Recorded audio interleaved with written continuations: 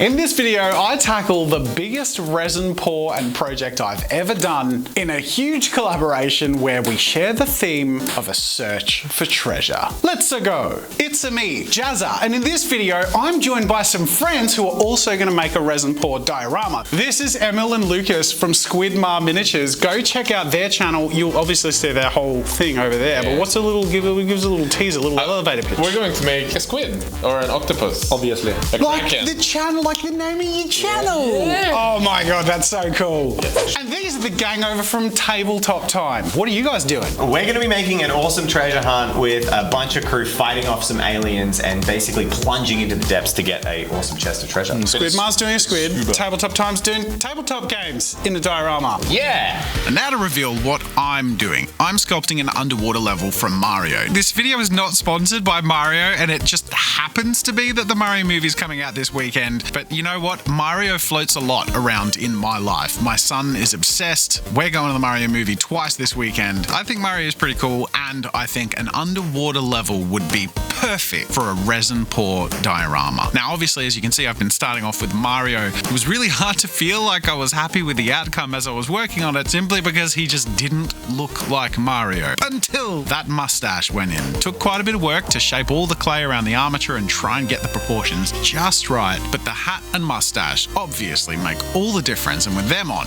I started to have a bit of faith in my project. He looked like a bald baby before. It was very cute, but didn't look like I'd trust him with my mushrooms, if you know what I mean. That's the hardest bit done. So tomorrow we're gonna come back, do a whole bunch of little props and monsters and characters and pipes and whatever. We're just gonna bring the underwater level to life. Start of the next day, I've got a finished and freshly baked Mario and a whole diorama to finish. Meanwhile, everyone else is pretty much finishing their dioramas. We've got whole acrylic cases put together, ready to do pours. I'm going to be honest, by this stage, I was pretty intimidated because Tabletop Time had already done this extremely complex, tiny labyrinth. And Emil and Lucas from Squidmar had created a giant kraken. Everyone was about to pour, except for me. I had sculpted Mario, and I had a lot to do to catch up. And with my Mario ready to go, it was time to build that underwater level. Starting with those vibrant green blocks, having a handful of those to scatter around will definitely give that video game level vibe, patterning them to match and to suit the games as much as possible.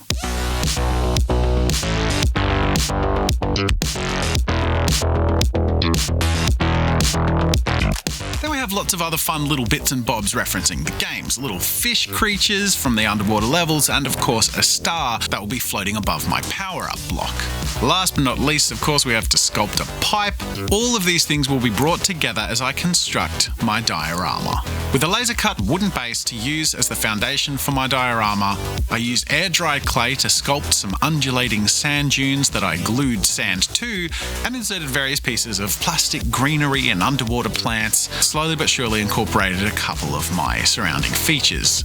A handful of which, of course, I had to hold back because I want some of these things to be floating in the resin, which I would be pouring in layers. It's worth mentioning that this was not the original plan, and at this stage, my build's gone overtime.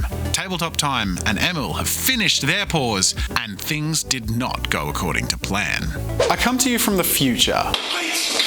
Emil has gone back to Sweden. Tabletop Timer in the other room working on a new project, and both of them did their resin pours on that day, and they didn't go according to plan. Now, I don't want to spoil anything on their videos, but you have to go watch them after this to find out what happened. Suffice it to say that they did big pours, and as a result, both of them went wrong in some very different and confronting ways. But because my sculpting process took so long, it meant that I was getting to my pour last and when everyone else had finished, which gave me the really unfair advantage of being able to learn from what went wrong with their resin pour dioramas. Now, the moment of truth, the resin pour. I have the biggest pour of everyone. I know how wrong it can go, and I'm terrified. We are going to do it slowly. We're going to seal some gaps using UV resin into the crevices, the corners where you're prone to leak. In theory, it's ready to add all the next layers of the resin pour, which the UV resin will seamlessly tie into.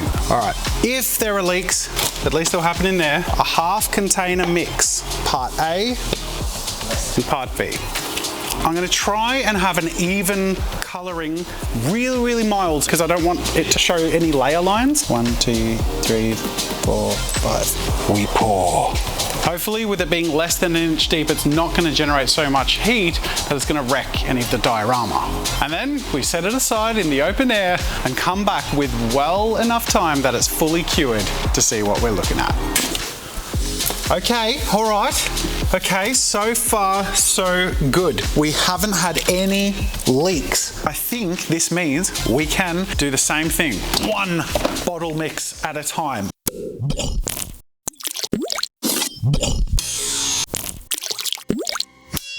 We interrupt this epic montage to bring you us figuring out how to fine-tune this process with scientific methods. So when we look at Squid Mars, he mixed 11 litres all at once. Can't blame the guy. He had a flight to Sweden an hour after he started the resin pour. So because there was so much of it and it was generating so much heat so quickly, the air that was in the foam had nowhere to go but up. Having created a vacuum effect, suctioned up, and that's why there are a bunch of bubbles in certain areas inside that sort of appeared out of nowhere. And there are a couple of cracks, but nothing too major. They were able to do a bit of seaming together and disguising with some cool terrain effects. In Tabletop Time's case, we thought we'd get away with a single pour, but I think where the problem came in was it was 3 bottles in a very square, dense ratio, so all compacted together.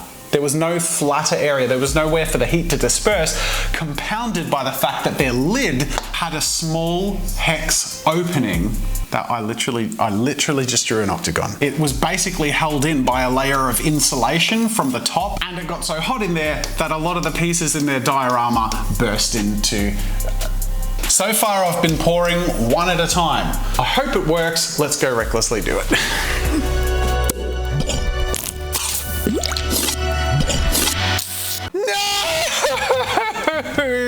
We have cracking, and as you can see, we also have melting. It melted some of the plastic plants. It's salvageable. I'm gonna try and fill in the gaps. We have to go back to thinner layers in general. Oh my God, dude, resin! Resin! I'm tapping that. The heat buildup was enough that it just cured quick, which is why we have the cracks. It's stable enough for me to take the support out, because he is well and truly there now. It hasn't damaged me. Has it? Well, it has. If you look in here, that crack has literally torn his leg open. My hope is another single bottle pour is going to fill in those cracks and hopefully hide them a fair bit. Oh, see how it's filling under there? So we actually have a split underneath it spreading under. But the cracks, weirdly, thankfully, are wide enough that I can sort of massage some of the air back out and close the gaps. Is this going to be close to $1,000 worth of resin in this one box? Every crack, every bubble breaks my heart just because it's there. So I really hope this still looks cool at the end. All right, good news, actually great news. Come have a close look. Now, there are still some ghosts of the cracks, but the good news is anything that was really obvious as part of that part that went wrong, sort of tucked away and not super visible. All of the cracks and bubbles have mostly been disappeared by the next layer of resin. There is one thing I do want to try though, and that is to try and create a better seal between the layers of resin by sanding the most recently cured layer. Apparently, if you rough up the surface, this creates a tooth for the resin to adhere to. All right, yeah, there you go. If I spread that around, it's still a bit visible. Let's cure it. Let's see what that looks like. That does look like it's gotten rid of the scratches. I'm gonna use a slightly less rough sandpaper, but just give it a little something to adhere to. All right, this is it. Moment of truth. That's pretty clear. Now the trick is, I've just got to do the rest of the layers and keep it all perfectly still and hope that we get an even view through to Mario. We have a dead fish.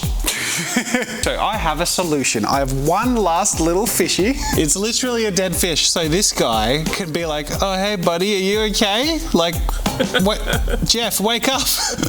Jeff. I can put some UV resin, use it as glue, place our fishy there, He looks genuinely concerned. He does. It's kind of perfect. It's our star. I can't have this tipping. It has to look upright and satisfying. So I'm going to stick it right here. You can see with the light coming down that actually this is going to be incredible. A few moments later. I'm out of resin. I do, however, have some artist's resin left, which will push us over the budget, meaning this is a $1,000 project. Really hoping it ends up pretty cool. Wish me luck as we go back into the final montage.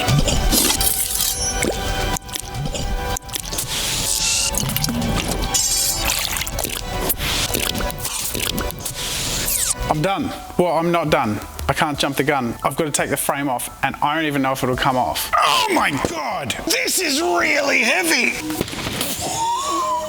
This is an irresponsible amount of resin. The running theme has been irresponsible amounts of resin chasing the treasure. We're not done yet, because as we found with Emil's when they were rescuing his, it heated up so much that the acrylic border fused with the acrylic pour, the resin.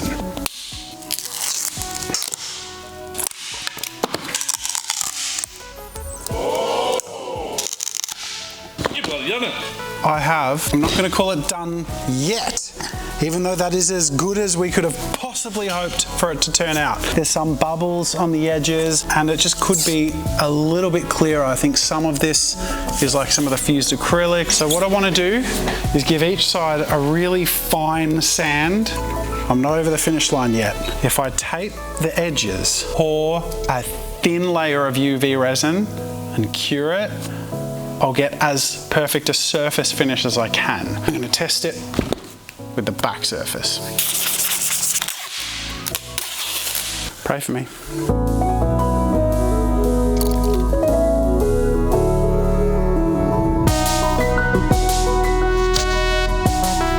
Oh, look, I'm torn. I'm conflicted on this. Surface looks nicer. It looks cleaner and flatter. In this corner, there's a few bubbles that got in, and it sort of pulled the tape with it.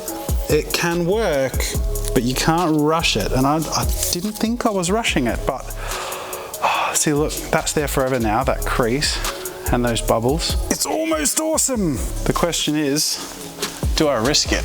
I've come all this way.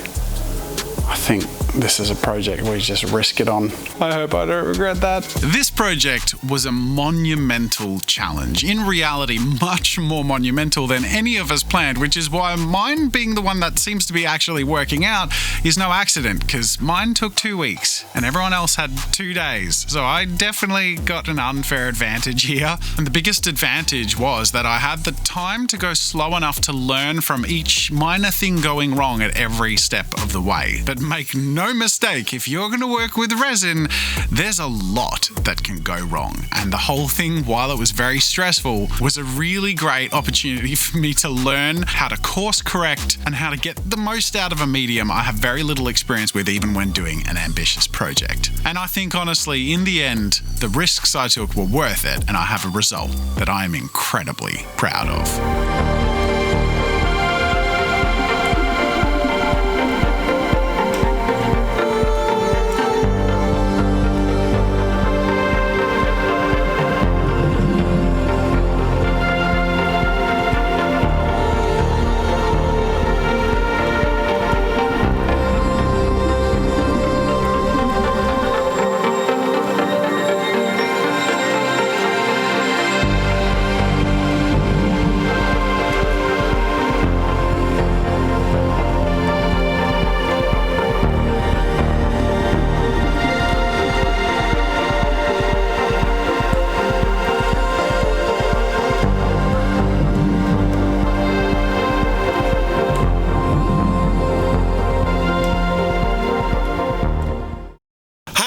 Guys, guess what? Dude.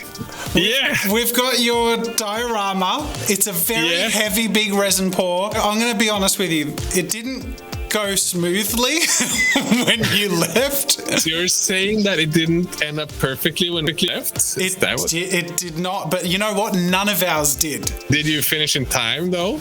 2 days? Yeah, I totally didn't spend 2 weeks doing incremental pours. The tabletop team have gone nuts to rescue yours, and actually, it's turned out phenomenal. You ready? Oh, it's heavy. Oh, shit!